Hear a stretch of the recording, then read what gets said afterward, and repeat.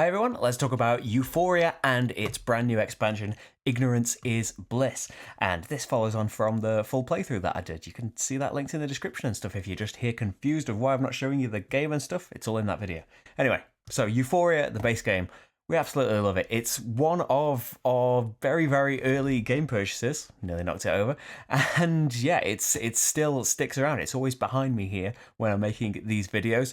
It's probably our introduction to not worker placement, but dice worker placement, and having this really nice mechanism that fits in with the theme so well. Loads of things in this game really fit with this dystopian theme that, we are these kind of not really good guys. We're not trying to overthrow this dystopia. We are trying to use it to our own ends, really. Our workers we're trying to keep them down. We are trying not to let them band together and get intelligent, and because then they'll leave us as soon as they realize what we're trying to do. They don't want to help us do that. They want to get themselves out of this, or they just want to advance their factions and things like that. It works beautifully well, and it gives you this push your luck element that, you can have all of your workers back. You can get 4 workers if you want. You can bring them all back at the same time, but if you go over that threshold, you're going to start losing the workers, and really it can be a real blow to lose them. And so then it gives you this extra thing to think about, that's maybe I don't want to bring them all back. That's a thing that gets seen a lot, especially these days in worker placement. Your turn is either place a worker or bring all of your workers back. In here, you don't necessarily want to bring all of your workers back because of that threshold, and then you are thinking of bumping as well, which is another system that, I can't say that Euphoria did it first, but it's where we saw it first. That, these worker placement spots, it isn't Agricola style that you go there and now that space is completely gone forever.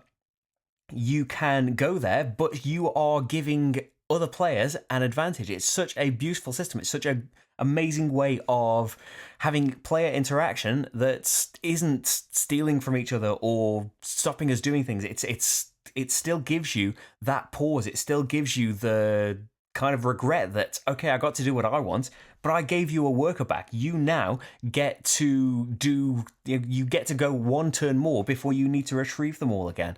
And so you don't just want to go there. You might be holding off on your plans, hoping that they're going to have to retrieve all of their workers first. Really, really nice systems. And, the recruits and their various powers, there's a huge deck of them. The market names, it's always, funny dystopian things like the Palace of Forced Altruism and things like that. That's one of the new ones, but the base game is full of them as well.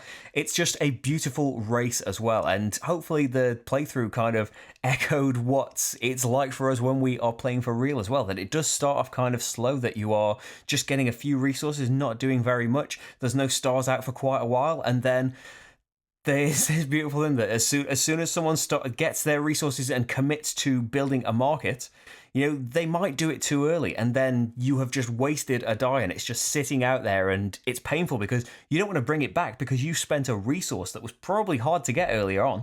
But at the same time, one of your dice, maybe one of your only 2 workers, is stuck there, and everybody else knows that and can kind of get on with what they're doing until they're ready to do it. But it depends on the player count as well, because different numbers of dice need to be on the markets to construct them at higher player counts. But as soon as it looks like a market is now getting built, everybody just races towards it, and that starts ramping up because, you don't want to be left out there. You don't want to be getting 1, 2, 3 of these punishments that are disabling you in different ways that can sometimes be really, really painful. The one that came out in this game that you can't place workers if you have 2 on the board already. Well, if you've only got your base 2 workers, who cares? If you've gone for all 4 of your workers, though, that could really, really mess you up. And so, yeah, you want to be involved to put your stars out. You want to be involved to not get penalized. It's a really, really brilliant race to the finish line. So I would say as well, this kind of ties in with the expansion. We're getting to the expansion now. I would never have said this in our first plays of it because, I tend to just play 2-player all the time. It's my favourite way to play things, and usually I'm a staunch defender of, much prefer it at everything at 2 players. And we never really had any issues with Euphoria whatsoever. But the last maybe 3-4 times we've played Euphoria, and it's not like we get to play it hugely often. We've played at 4 or 5 players, and this goes up to 6 players as well. And it was a surprise going back, playing it at 2-player. Well, we started playing a game at 2-player for the expansion, and realized that now the 2-player seems really slow. It seems like it's missing something. It seems stunted because we are just off in our own directions. We're probably not going to bump each other. We have to do a load of work if we want to get the tracks all the way to the end or the tunnels all the way to the end.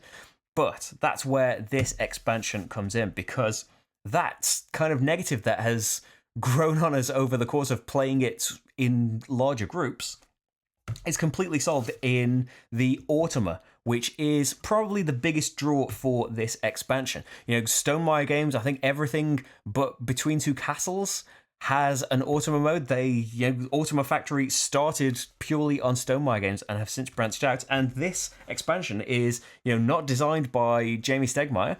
It is designed by Morton and David and Nick Shaw from the Automa Factory. I'm not sure if Nick is in the Automa Factory. The first two definitely are.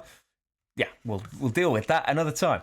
But all very, very accomplished solo designers anyway. And the Automa works beautifully. It works similarly. If you saw my video for Gaia Project, that's not a Stonemaier game, but they do other games now. They did a beautiful system there that works in a similar way, where you have the support card and the main card, and they make this box together, which is the selection for their actions. It's such a beautiful system, and in a similar way, the game is much simpler than the Gaia Project. It doesn't have as many crazy things going on, but it's similar for, you start out and you're like, there's a load of symbols, there's a load of decision trees, there's all this stuff I've got to memorize for this Automa player. That lasts, a few turns, maybe a go through the deck. As soon as you get used to this, and the flowchart starts to get ingrained, because it's pretty easy that they kind of behave like players as well. They don't have resources and things, and they aren't basing their ability on I could knock you or you out, but you've got loads of stars, so I'll knock you out. They don't think like that. They are they can't completely simulate an actual player, but they do really simulate very, very well the rush to get markets. Their first priority when they pick either of those actions is to jump on the markets themselves, and it really does simulate that feeling of, oh no, it's started and I haven't got the resources. The Automas are going to build this without me. Have I got time to do this?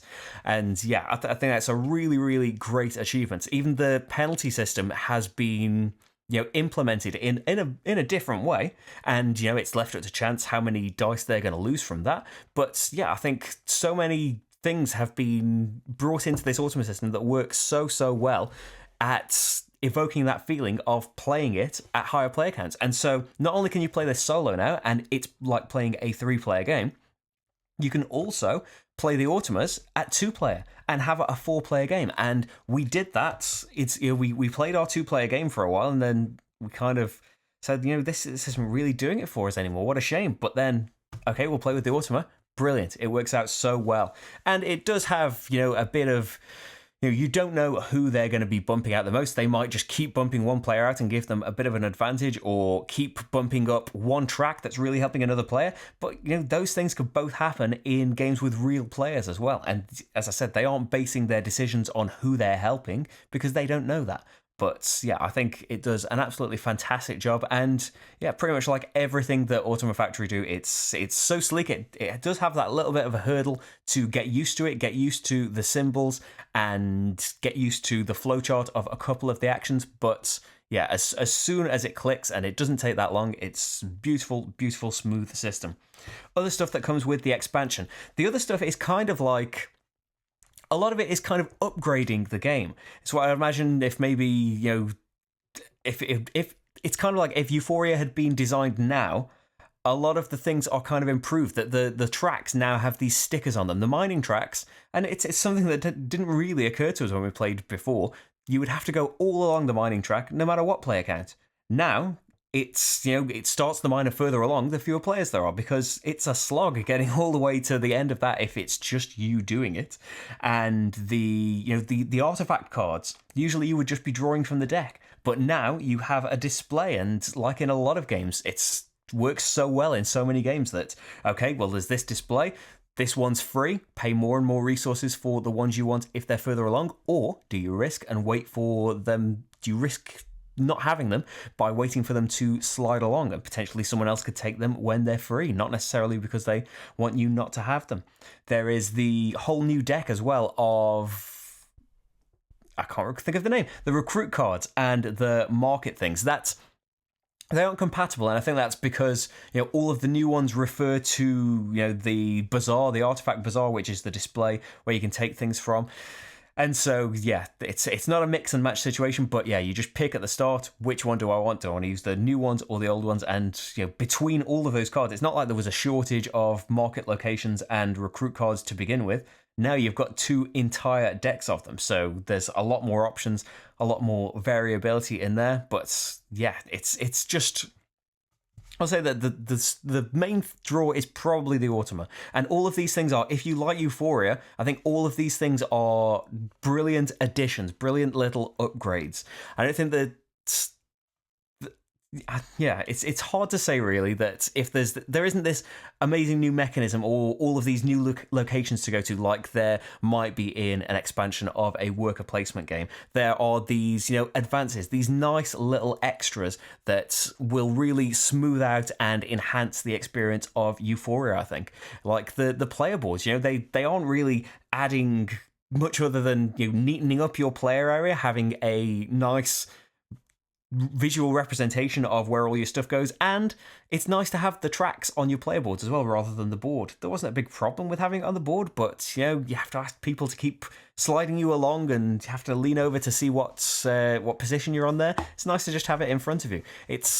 But the main thing I think is whether you are bothered about the Automas. Having solo play is a great option, but for us, our little pause that, oh wow, maybe this isn't as great at 2 as we thought.